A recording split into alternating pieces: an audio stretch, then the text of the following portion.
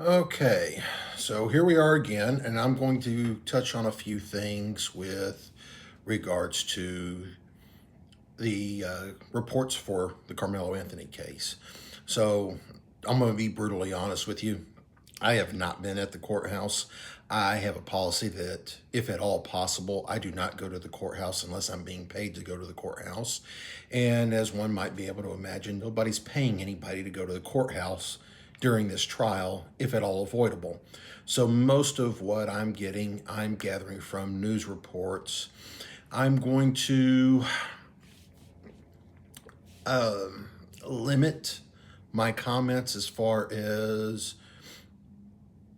anything that could be potentially construed as legal strategy. There are plenty of criminal defense attorneys that can get far more value out of being at the courthouse, who are at the courthouse watching this and providing their theories and their interpretation and explanations and so on.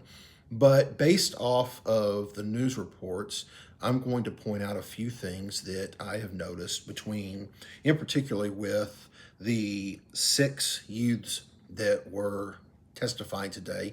And by the way, when you see me looking down, I'm actually looking down at notes that I have made here. So we have, first witness that states that Anthony was told to leave 15 times. We have a second witness that says he was told to leave but wouldn't budge. And, then it goes on through the six witnesses with various degrees of differences in how they testify. There's an important thing that needs to be pointed out here. This is why there are issues with eyewitness testimony. It has long been proven that eyewitness testimony in and of itself is not necessarily reliable. You can take 5 to 6 people, put them in the same event, and especially events that are traumatic in nature, have them watch the exact same event, and then if you separate them immediately and don't give them any opportunity to compare notes, 9 times out of 10, and I think I'm being generous with that 9 times out of 10 or that 90%. I think it's a lot closer to 9.9 or if not 9.99, but we'll stick with 9.10 or 9 out of 10. 9 times out of 10, you're going to get completely different or at least slightly different stories between each and every one of those 5 to 6 witnesses. And it doesn't matter if it's this or if it's a car wreck. There's some differences about how this individual was treated, meaning Carmelo Anthony. There's some differences about how the decedent, Austin Metcalf, reacted. There are differences in whether or what position Hunter Metcalf was, or where he was, in what position, whether he was right next to Austin or was he several steps away, a couple rows down from the bleachers, or however you want to count those steps. This opens up a lot of opportunity for the defense. Inconsistent statements such as Carmelo Anthony was seated down and Austin was standing up at the time, discrepancies in shoving versus nudging.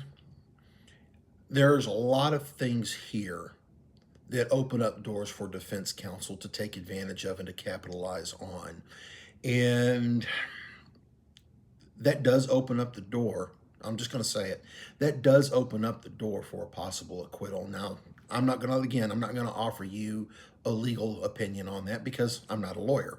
But I can tell you, as a criminal defense investigator with 15 years experience in criminal defense investigations, it would not surprise me if the defense has already been aware of this. Now, some things that I have noticed here is, based off of the news reports, again, I wasn't there and I don't have access to the transcripts either, it does not appear as if any of the witnesses were challenged regarding previous statements to defense investigators. I don't know if when the defense starts putting on their case, their defense investigator or one of their defense investigators will get up on the stand and attempt to contradict any of the witnesses' statements. Um, we'll just have to wait and see. But I did notice that based off of the news reports, none of the witnesses were challenged based off of statements that were inconsistent to a defense investigator's interview.